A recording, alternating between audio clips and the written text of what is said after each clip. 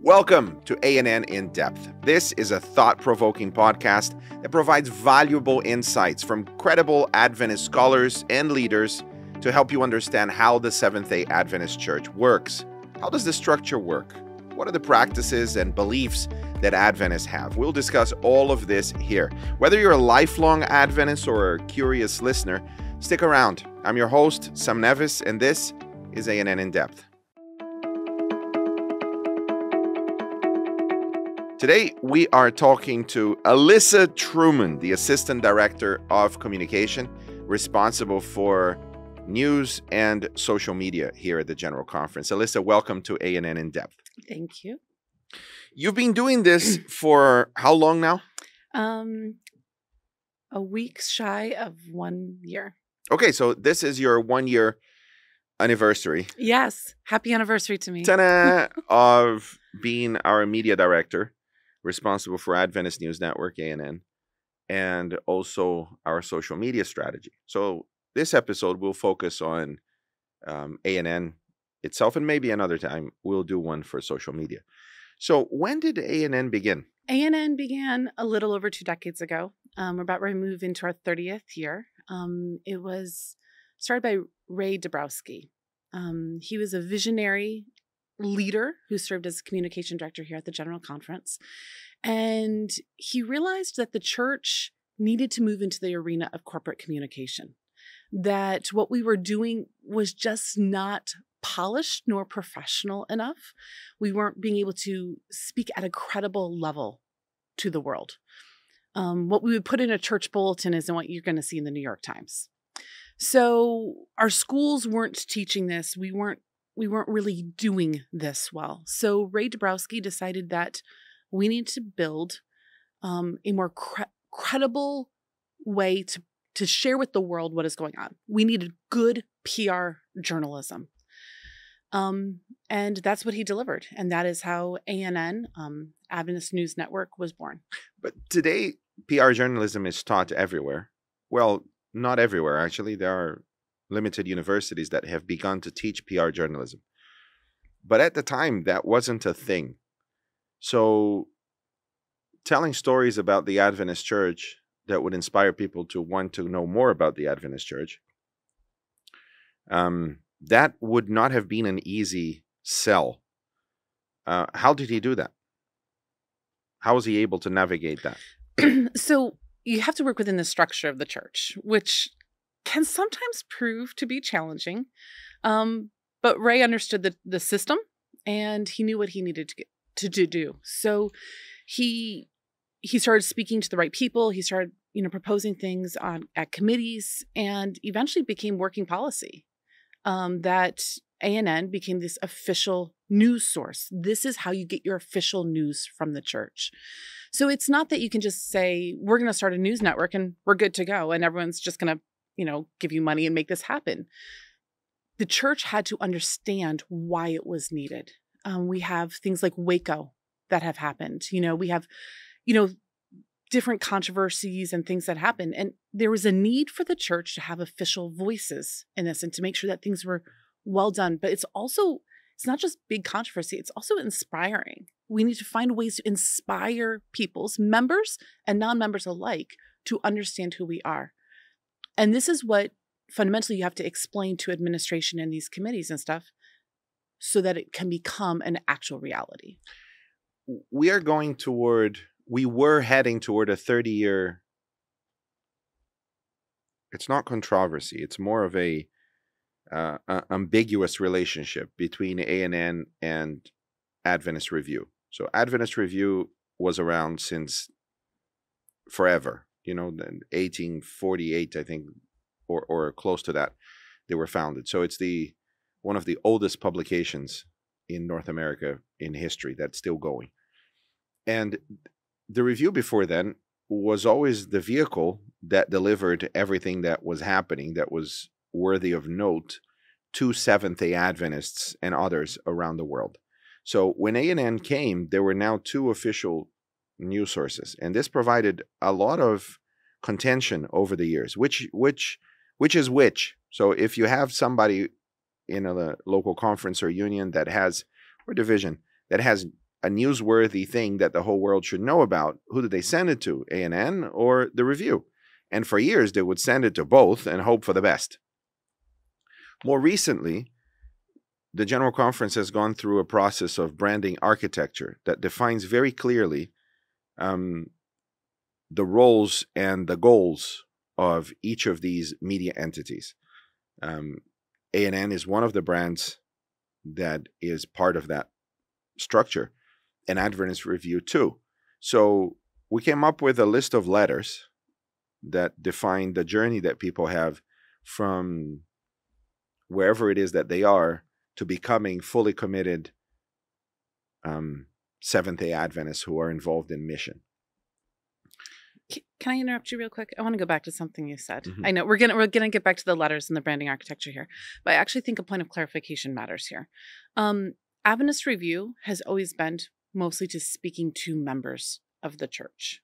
And when they were started, they were not necessarily supposed to be considered a news organization. The reason why they needed A&N was because there wasn't anything that was really doing PR journalism that was for the world. So I think that matters because there is a friction. It is true. But the lanes actually have been kind of clear, but they were just muddied. Adventist Review has always been speaking to the members. A&N's purpose was not always supposed to be just for the members. It was supposed to be about a greater letting the world know about it, which is what the branding architecture and all the letters, which you're about ready to explain, is going to talk about, is understanding those lanes very clearly and moving forward in them. So if you're listening to this on YouTube, we have a graph that will come in now, and we'll go through and explain what that graph is, because that's the new branding architecture, and it really clarifies this well. If you're listening to this on Spotify or iTunes podcasts or anywhere else that you can't see, then head over to YouTube and find this video, and you'll see this graph. But it's basically concentric circles that start with the letter A in the middle, and every other circle B, C, D, and E. So we start with the A's. The A's right in the center are Seventh-day Adventists who are fully committed to the mission, and they're involved in mission too.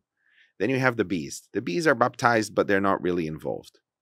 The C's, they're not baptized. They heard about the Adventist Church, and they think positively of the Adventist Church.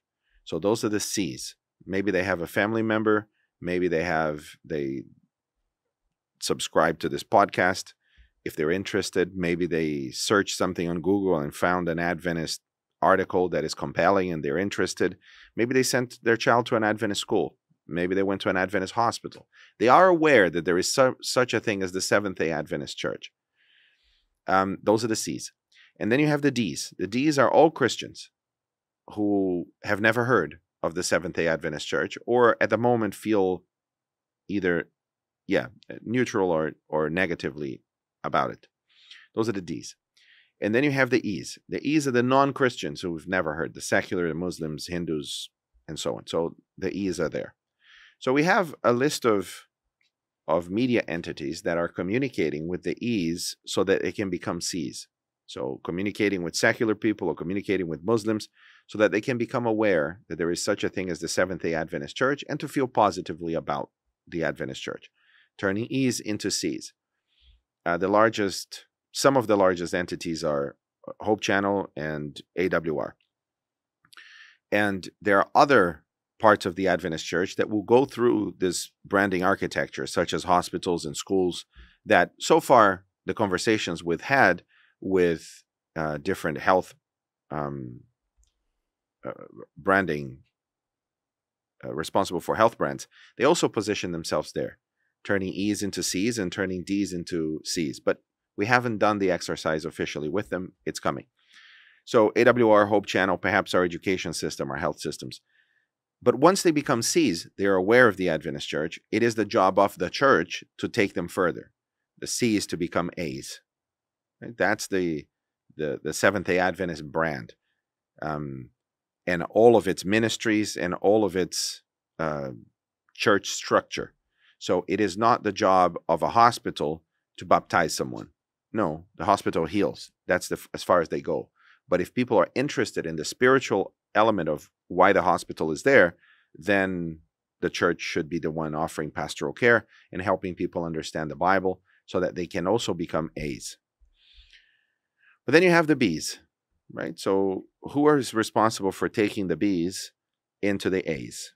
In other words, Adventists who are not involved in mission, who's responsible for helping to inspire them and for them to see the urgency of becoming involved in mission?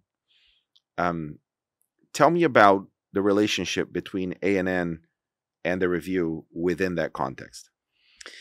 So the way that we have it set up is that C's, we try to move C's from C to A. In the beginning, when we were coming up with this concept, we were moving C's to B's. And then we were like, why are we trying to move people to like being nominal Adventists? So it was like, no, actually, most people, when you join the church, you actually are probably at your most missional, you're most excited.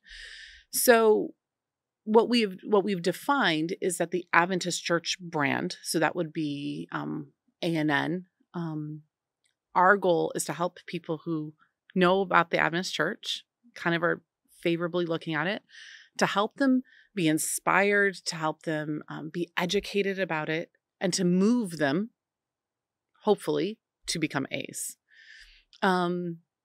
B's is the job of the Adventist Review.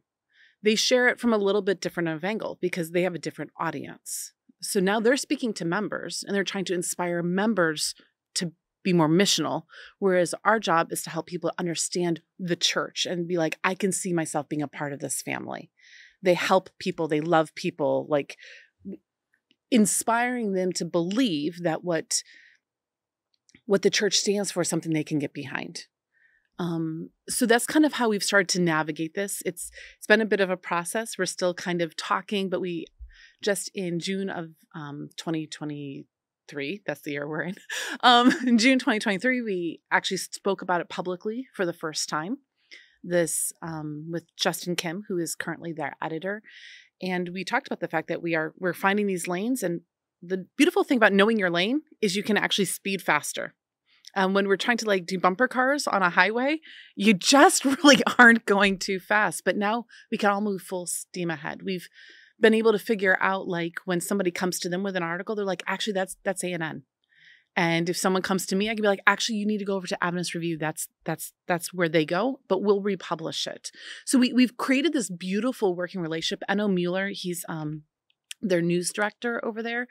He's brilliant to work with, and we're just kind of coming alongside each other. And as we find new things, we start talking and navigating, is this a C to A or is this a B to A? And once we know that, the other people just stand back and we say, however we can support you, we're here to do that. So A&N sitting at this C to A that's probably why you write in third person. The Seventh-day Adventist Church alleviated the suffering of 2,000 people in Chile following the earthquake. And the review has more room for first-person commentary. We couldn't stand aside as 2,000 people needed our help, so we went and helped. It also means that they can deal with internal issues, let's say, more directly. And they can use more descriptive language if they want to. You know, we can praise the Lord for the blessings of whatever. Whereas in a professional news, you know, if I was hoping this article would get picked up, we'll say, by the New York Times, we're not going to be like, and we were praising the Lord about this and that. It's just not the right language. I could say that, you know, Pastor Sam Neves, you know, stated, we praise the Lord for, because now I'm quoting you, but it doesn't work the other way. So we have this ability with Adventist Review to really get to the heart of it for the members and to figure out how it applies at the local church level and really appeal to them how they can get involved. Which is kind of sad for me because I love that part of it. But my job, which I love, is to actually help anybody out there to know who we are as Adventists and to see the beautiful side of us. There's things that we all know that we don't do that great. We're not going to say that we're a perfect church because it's made up of imperfect humans. So we ourselves cannot be a perfect church. But I love being able to help people around the world see who we really are when Christ comes in. Which means that this podcast could be in both. Part of the branding architecture is that all things lead to the next. So both this podcast and everything else that ANN is doing and everything else that the Adventist Church is doing should at some point lead people to get to know there is such a thing as the Adventist Review and to start engaging with it and reading, which means that we need to feed people to the review. We as in communication, GC communication and other communication channels. Is that something you are welcoming or not? Absolutely. I mean, we're still, this branding architecture is very new. We've really just been starting to talk about it in 2023 and starting to really kind of show people about it. So, we're in constant dialogue how to make this all work. But yes, so for instance, I'm in talks with Hope Channel right now. How does Hope Channel start pointing people to the Adventist Church? And if they're pointing to us, then we need to point to the next ones down. We have to start building brand familiarity. So if you look at the Adventist Church social media accounts, or if you look at ANN, at some point we need to start also pointing them to the next thing. This, we're under no illusion that all of a sudden Adventists are just going to stop looking at World Church channels or stop reading ANN. We recognize that our audience is still going to have Seventh-day Adventist in it. We don't want them to go anywhere because actually this content becomes shareable content for those friends and family. So those people who they know about Adventism, this is what they can give to them. This is what they can share with them that doesn't sound so inward focused because it's not. It's external focused. So missional Adventist A's and our B's, they pick up something like an ANN article, and this becomes a very safe thing to share. This gives people a better perspective. So right now, what we have to do is figure out how does this work between all of our brands? How do we promote Adventist Review while still being ANN? So one of the ways that we've talked about this is that at the end of an ANN article, let's just come up with ADRA helps deliver meals after an earthquake. Okay. Coming up with, hopefully there's no earthquakes, but I don't think that's going to happen. But ADRA delivers meals after an earthquake. So we create this very third person. This is what's happening. At the end, we could say, to learn more about it and how from the Adventist perspective or whatever. And then we can point them to the Adventist Review article that gets more to the heart of it. On Adventist Review, they're going to be like, in an article by ANN, and then they can point back to this article. So it'll be really great too, because there'll be a lot of interlinking between pages, which also builds reputation and brand authority through Google. But these are kind of like the different things that we're still trying to figure out and work out. The beautiful thing is that with all of the leaders on the Media Synergy group, I know we're speaking about ANN, but I'm going to kind of just talk about the synergy as a whole. The representatives from Hope Channel and from AWR and Adventist Review Communication was us. We want to work together. We do not want to keep playing bumper cars on a highway. We want to proclaim the gospel and help people fall in love with Jesus, help them fall in love with the Bible, and ultimately welcome them in the doors of our churches. And when we all have this single focus, all of a sudden the lanes became very clear and our whole goal is to work together. So now as we're navigating it, because we're coming from the same place and because all of us want the same thing, it's just becoming like little nuances that we're kind of needing to navigate. For those that believe that ANN is a news channel, what you just described sounds a lot like propaganda that is trying to get new members. So is it a news organization or is it propaganda? Is it, evangelism, trying to convince people to become Seventh-day Adventists? Or is it proper news, unbiased, delivered to you on this website? I guess we have to define propaganda so we're making sure we're all using it in the same way. It's PR journalism. My job is to make the Adventist Church look good. It is. There's no ifs, ands, and buts about it. I'm not going to be like, this is what just happened. Like, we all know it's there. Okay. ANN's job is to give timely, reliable news of what is going around the world that helps people to understand and appreciate the Adventist Church. That's my goal. Does that mean you're going to ignore difficult issues? We can't ignore difficult issues, but our approach is probably going to be a little different than the approach Adventist Review would take, because we are PR journalism. We are gonna be accurate. We are not going to skew the facts. I'm not going to misquote people just to make it so I can get the story I want, to make it sound all PR-y, and yay. We can deal with tough topics, but it still must be factual and publishable. I have, over the years, talked to many journalists about this because 10, 15 years ago, there was a lot of contention about ANN not delivering news that was unbiased. It was deemed biased, so that by the time you finish reading, there was a clear direction of trying to understand what the Adventist Church said or believes, and for people to like the Adventist Church more by the time they finish reading the article, even if the article was was addressing a difficult situation.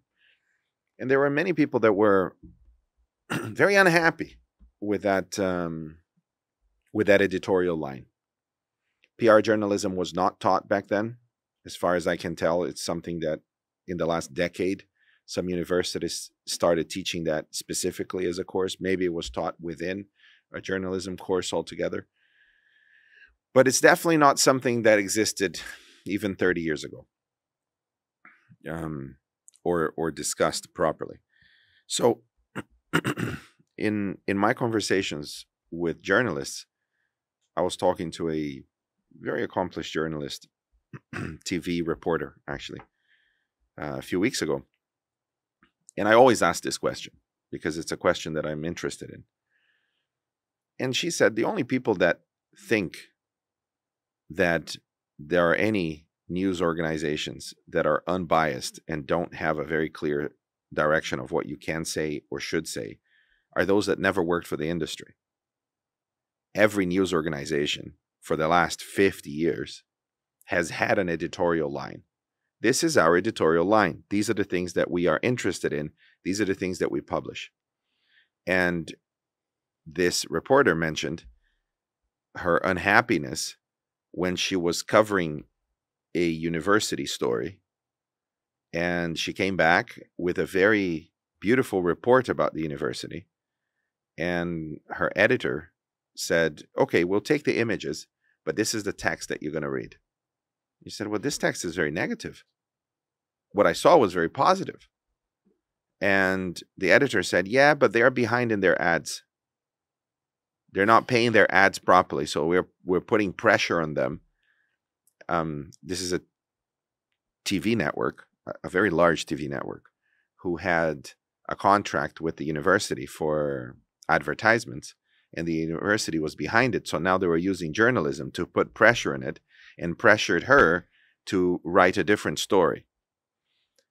And this has been the case, I'm told, forever.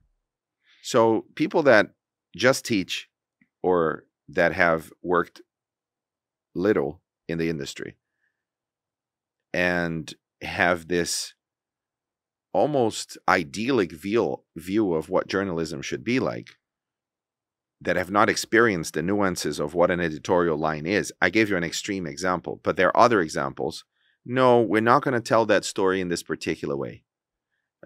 We are going to omit this and this because it's not very verified and actually doesn't help the editorial line of that particular channel. So I don't think anybody today in 2023, because this is a discussion that I was having in 2010, 11, 12, 13, 14, around that time. I don't think anybody today doubts that channels have very clear editorial lines, because we've become so polarized that those editorial lines have become much clearer and more defined. Well, I think that what people sometimes forget is we are an organization. You wouldn't expect Coca-Cola to put out an article about why Pepsi tastes better. That doesn't make sense. You're not going to expect, don't drink Coca-Cola. It's bad for you. Yeah, there you go. You're not going to expect the Ford Motor Company in their news and press releases to be like, we lost to Toyota again for another year. It just doesn't even make sense. Buy a Tesla. It's safer. Yeah, right. The fact of the matter is that organizations, it is PR journalism. And we don't like to sometimes see our church as an organization. And I think this is sometimes where we have this problem. But I follow the Mormon church's news and their accounts. Everything they put out every single day is to help people know who the Mormons are and to appreciate what they are doing around the world. I have friends who are Mormons, and I will tell you, they're not a perfect church either, because they are made up of imperfect people. But they're not sitting here saying oh, this happened over here, because we all fundamentally understand what we are doing. We are here to help people love and appreciate our brand, to know who we are at our core. So I'm going to be posting articles about the wonderful humanitarian work that ADRA is doing, so people understand that the church believes we are not just to preach evangelistic sermons, but we're supposed to be out there doing things. I'm going to talk about local churches who are out there providing Christmas gift baskets to others. But I'm also going to talk about baptisms and evangelistic efforts that are happening. This is what we do. Our whole goal is to help people know who our organization is. And we're under no illusion that news organizations who are not connected to a brand, that they're unbiased. Nobody's going to slide up and be like, yeah, Fox and BBC and NBC, man, they're totally unbiased. Nobody thinks that. Why would we think that an organization should be? It doesn't even make sense. In the examples you gave, they're always very positive. But people do look on ANN as the official news source to find the church's positioning on various difficult topics. For instance, more recently, a pastor in Germany announced that he was bisexual. And this is a shock to many Adventists. It's hold on a minute. What's going on here?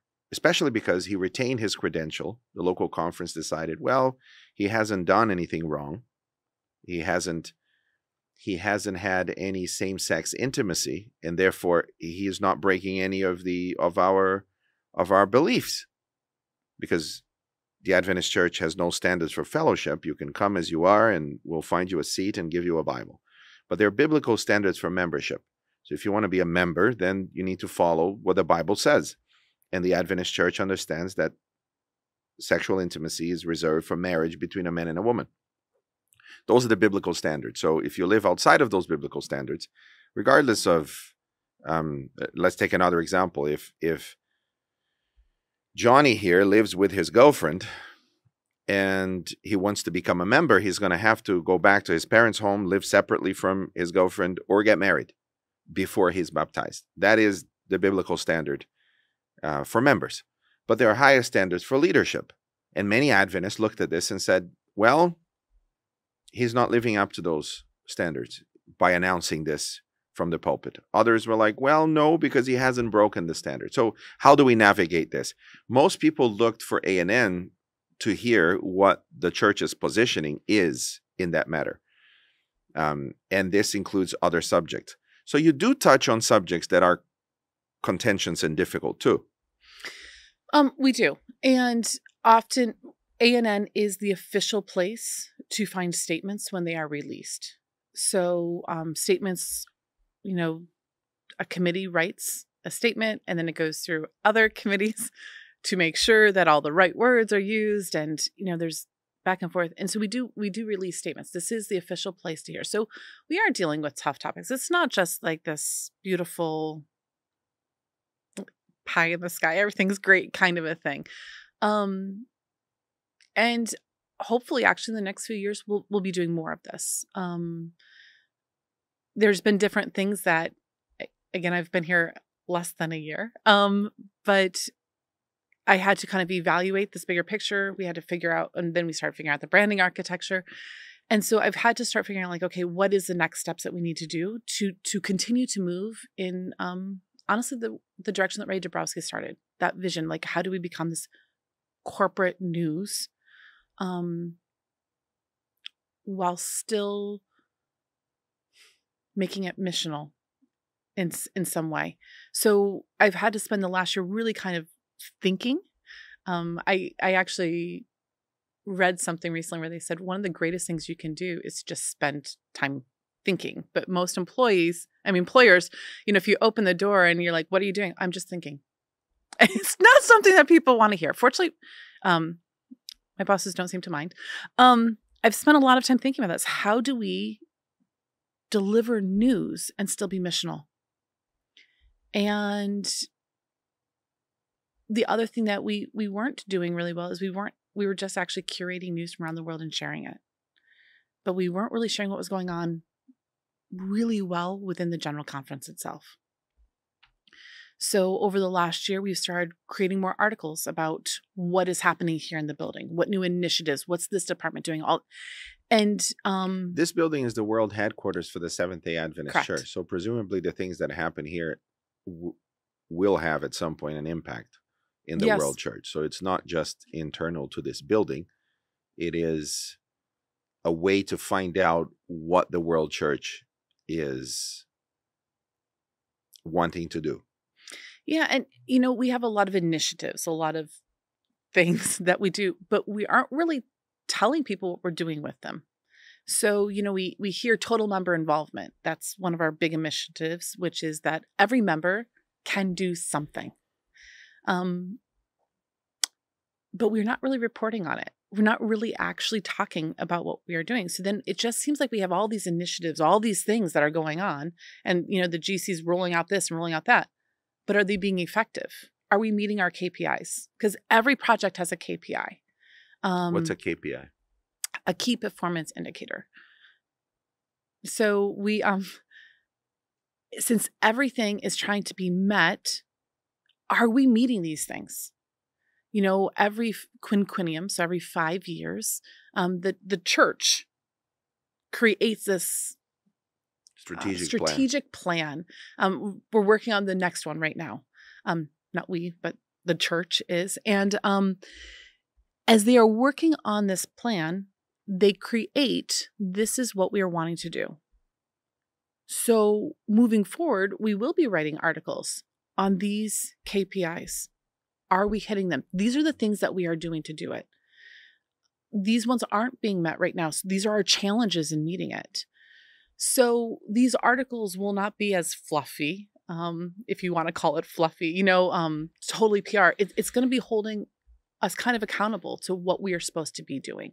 So we are going to be starting to navigate into, it'll still be PR journalism, but it'll be a little bit more challenging than. Sure. It will challenge the leadership to follow up on what they promised.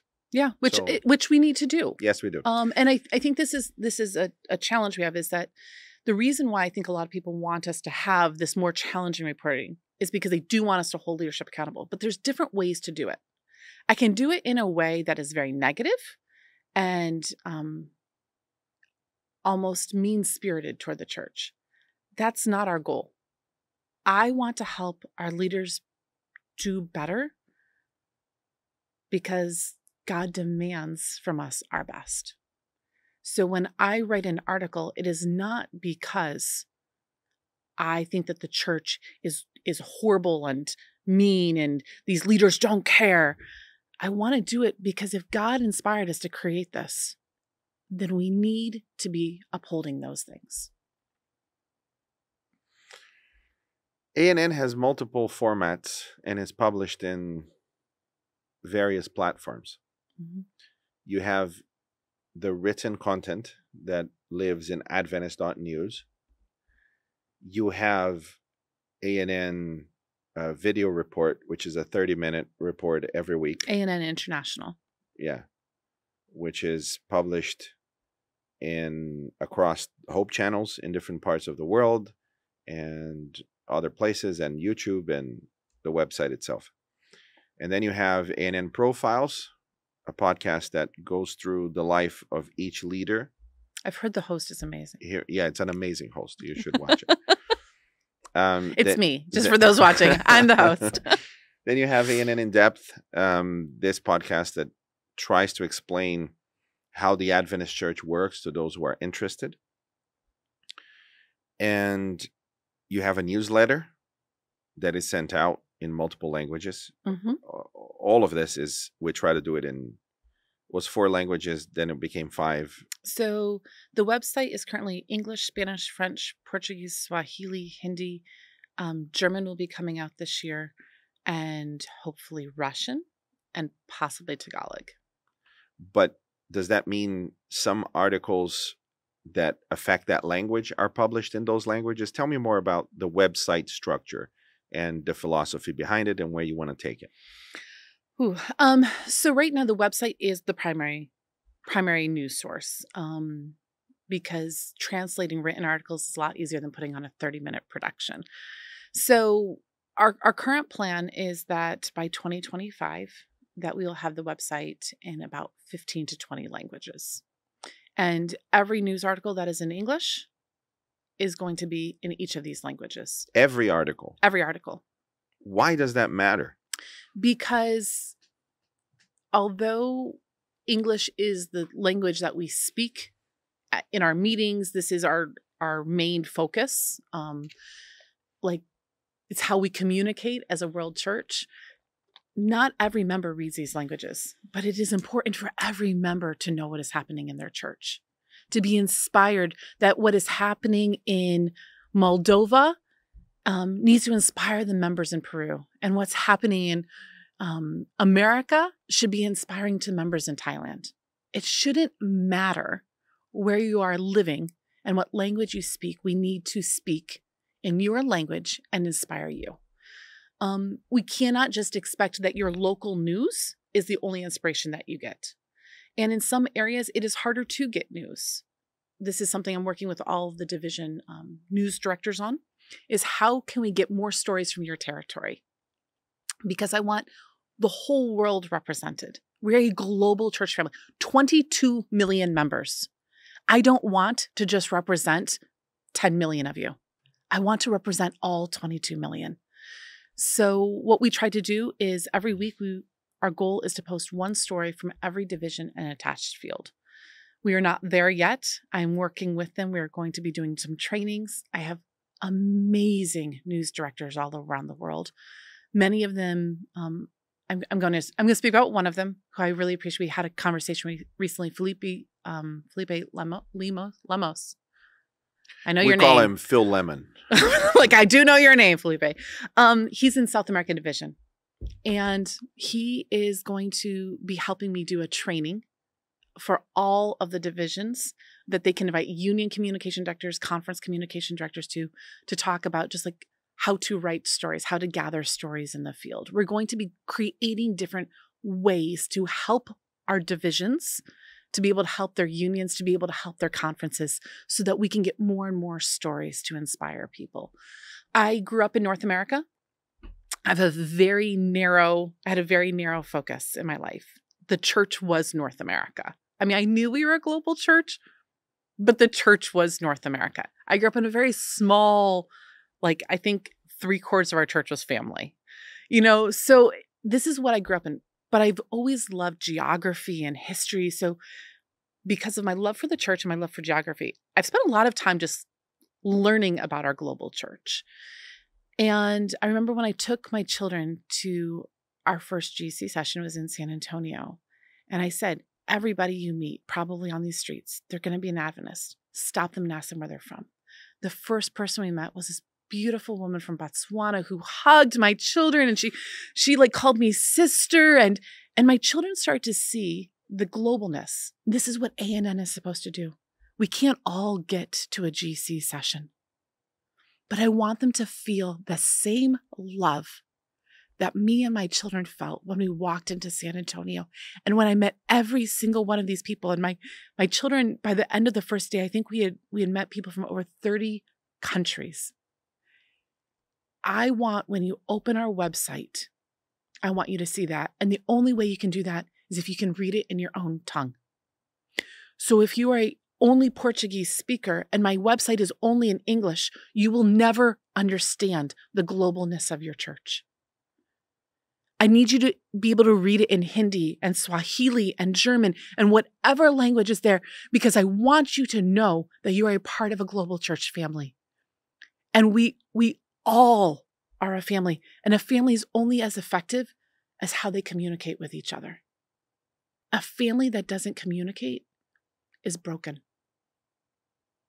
ANN connects the family. That's a beautiful vision, especially because we are in the world more polarized than ever. We have somehow found a way to define every aspect of our lives that can separate us from others, because we are desperate to belong.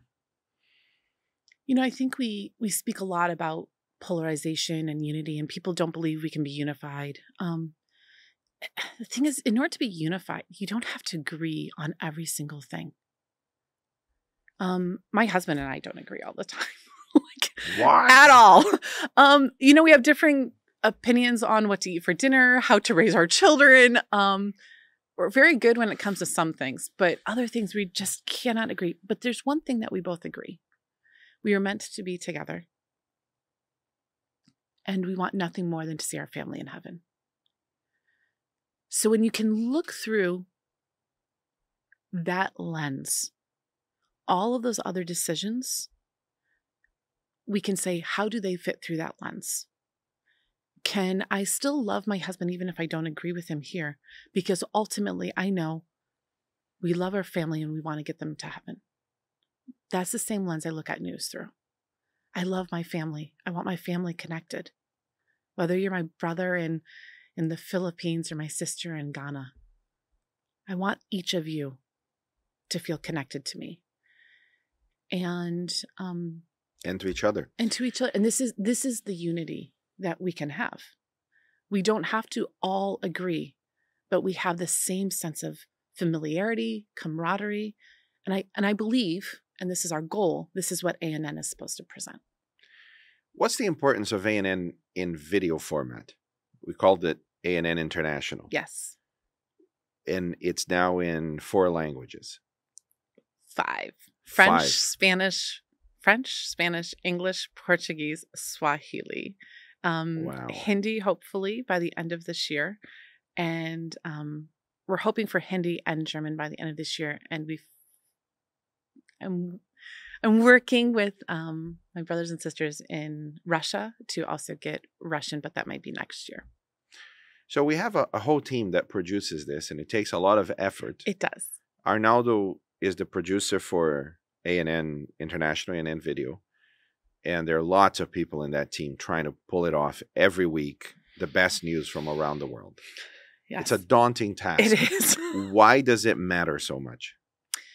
Not everyone reads. What? I know, this is shocking, right? So we actually did a test drive of all of our staff, and we realized that we read pretty well, like the first 200 words of an article. We start skimming until about 500, then we start tuning out. So the fact of the matter is that video is a way to communicate to a lot of people. They're short stories, short clips that can do the same thing that we just explained.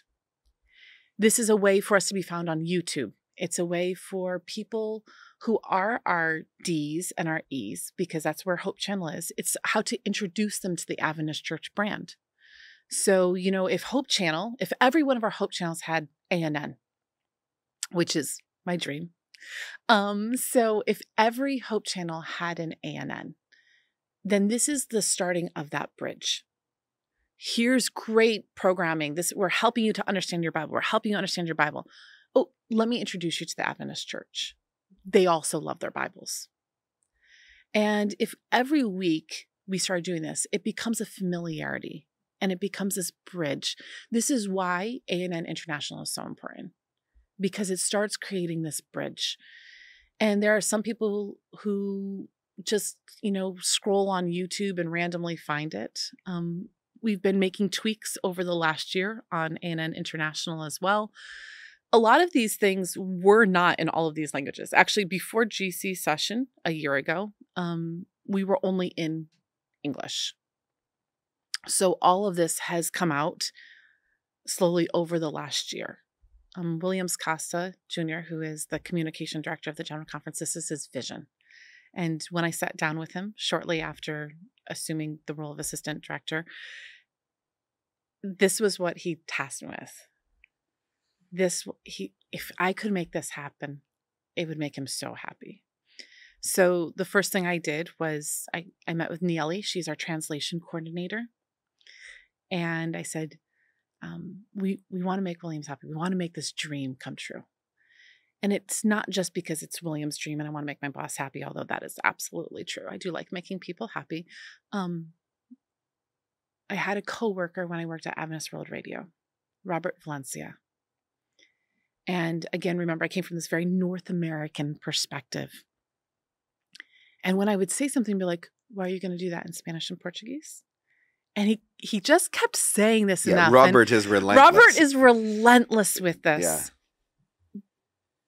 We sat down, we had these brilliant conversations about the church's need to really speak to people in their language. So when Williams gave me this challenge for ANN, he'd given it to me before GC session for our World Church channels.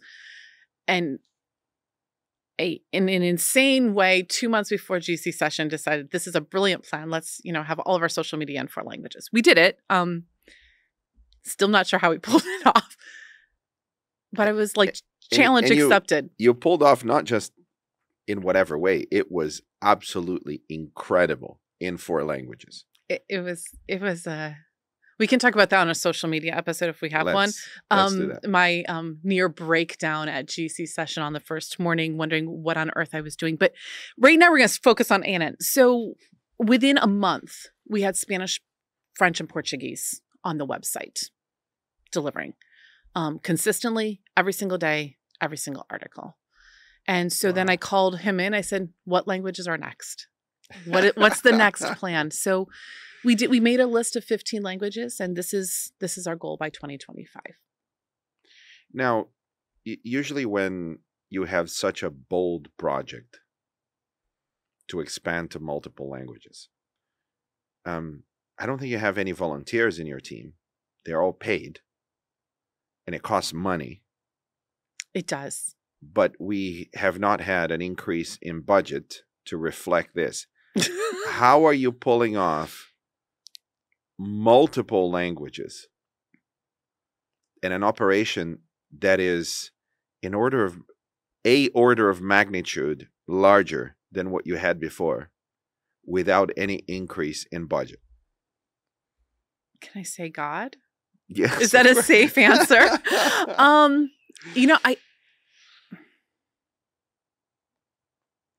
I don't really know. I feel like it's kind of like the loaves and fishes to an extent. When God opens a door, somehow it kind of works out. I don't fully understand how we are able to do what we do.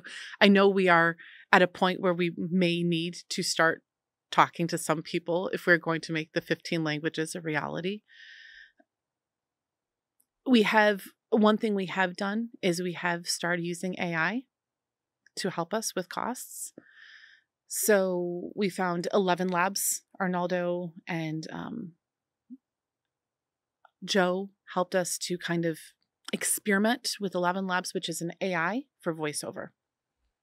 It can do it in multiple languages. You can have somebody, I could speak and they could upload it, and you could make me sound all of a sudden like I'm speaking French or Portuguese or Spanish, which would be brilliant because, again, very North American, only speak English. It's certainly a lot faster than learning the language. I'm not good at this. I actually realized recently that I'm supposed to be speaking in a Korean track. I'm like, I don't know if they thought I randomly just got the gift of tongues, but no, I don't speak Korean. So I'm hoping there's a translator there. So I think that ultimately it's also trying to figure out different tools that we can use, streamlining our processes. So we have a saying, people, processes, tools. Explain that a little bit more. Okay. So you have to have the right people. We've often had,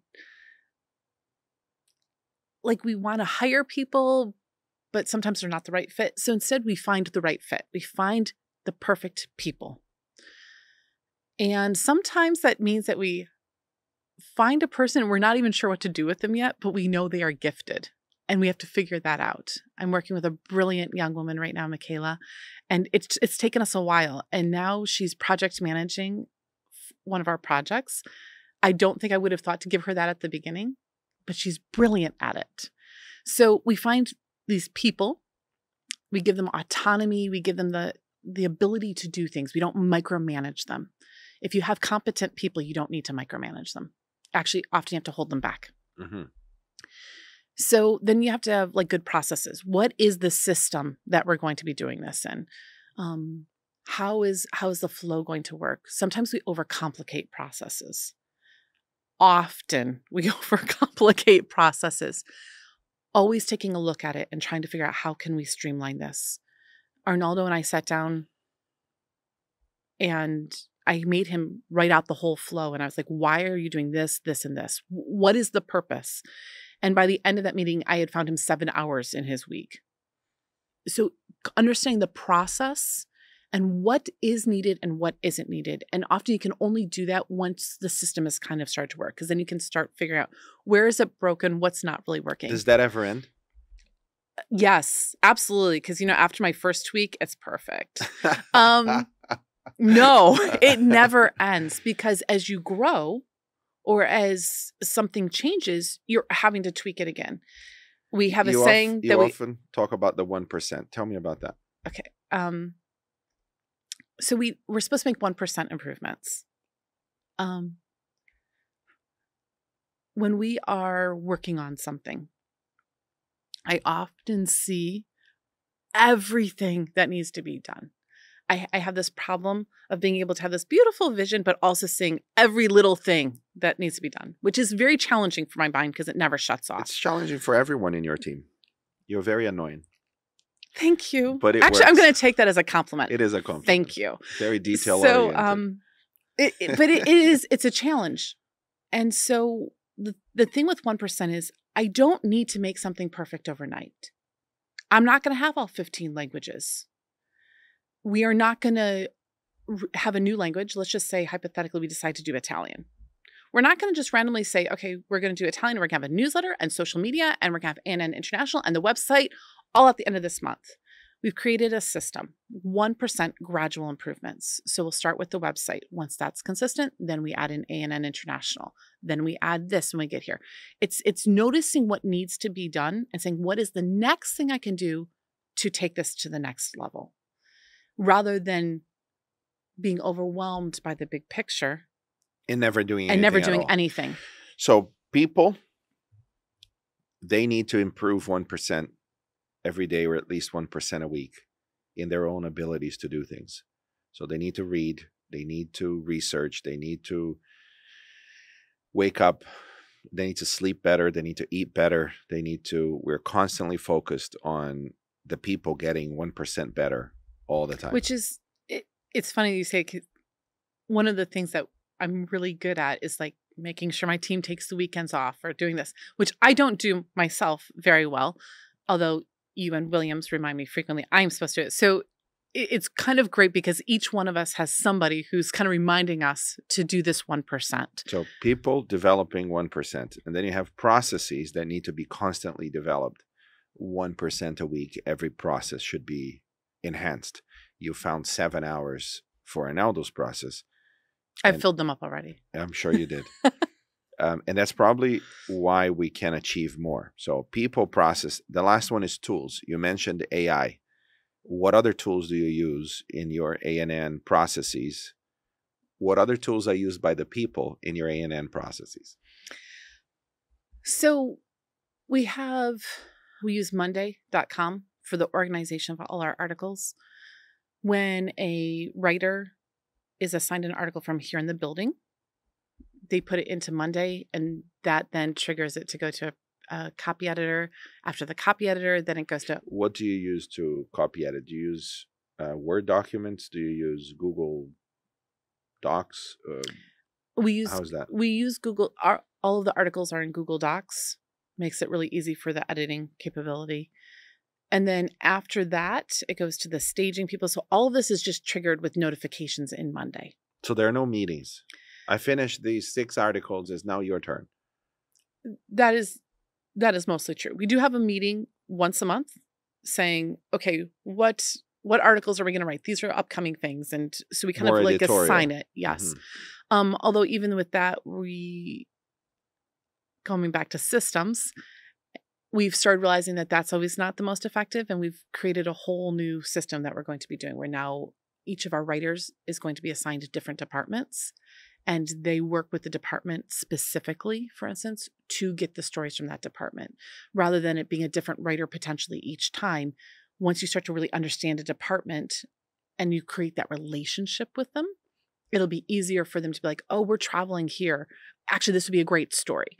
So we're trying to create relationships between our writers as well as our departments in the GC. So this iteration of finding better tools, better processes, better people, what would you say to our listeners who find themselves wanting to do more with the same resources they've always had? How would you encourage them based on your own experience of doing so much more with the same resources? I think one of the things is to stop and look at what your big picture is. What is it that you're really wanting to achieve? And when you know what you want to achieve, what is the one thing you need to do today that only you can do to get you there? What are ways you can rely on other people to help you? I used to be a horrible delegator. I really struggled with it because I'm very good at a number of things. And sometimes it was just easier to just do it myself.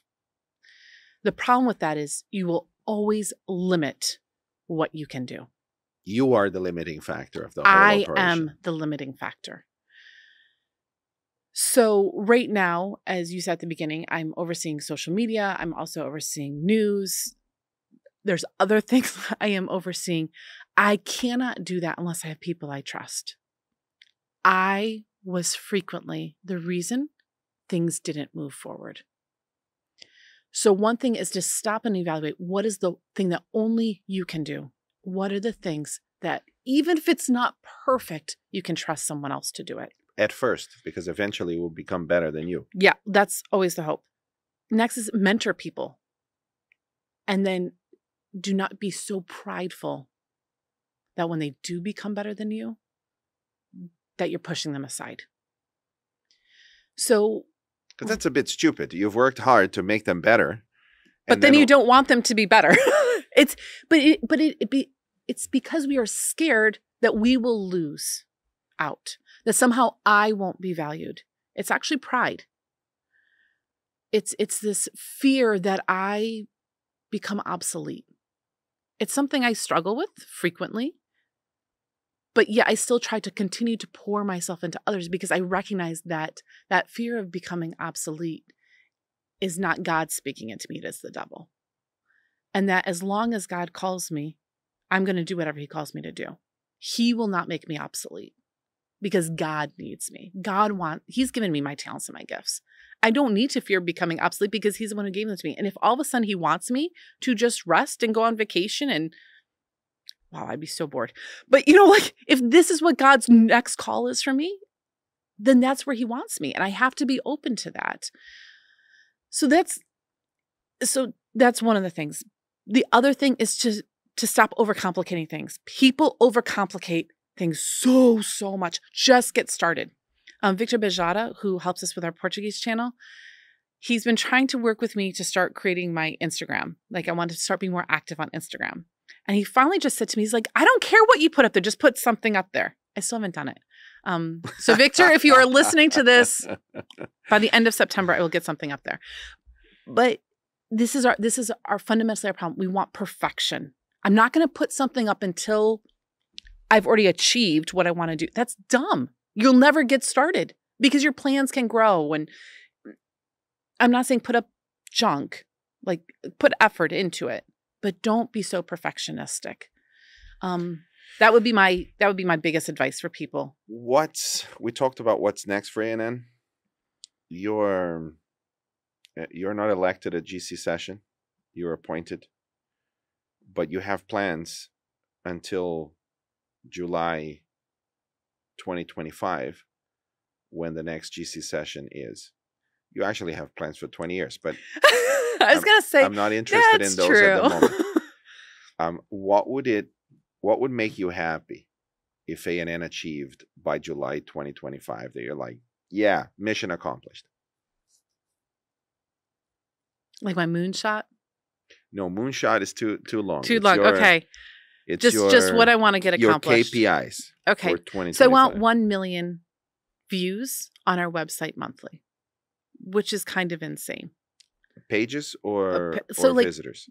Clicks. Articles read. Okay. So if someone came and read, if we have 2 articles a week, 2 articles a day, 30 days so it's like if you came and read all 60 articles, that'd be 60. So every month, 1 million articles read. And where are you now? About 100,000, 85 to 100,000. So you need to 10x in 18 months. Yes. I'm here for it. That's a very bold goal. It is. But here's the thing. If I said, I just want to hit 150 or 200, I could achieve it.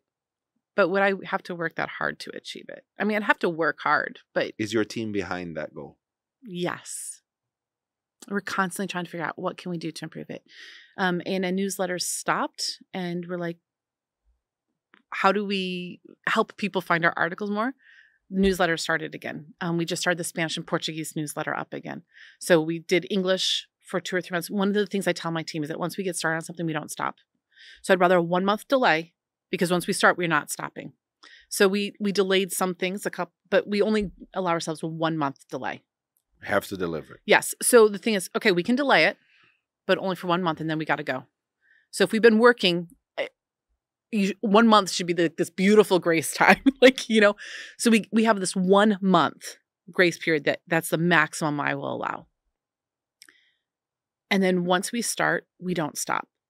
So we start a newsletter again so that we can create more clicks. The bottom line is my biggest struggle right now. This is my biggest struggle. And it's the thing that kind of keeps me thinking and up.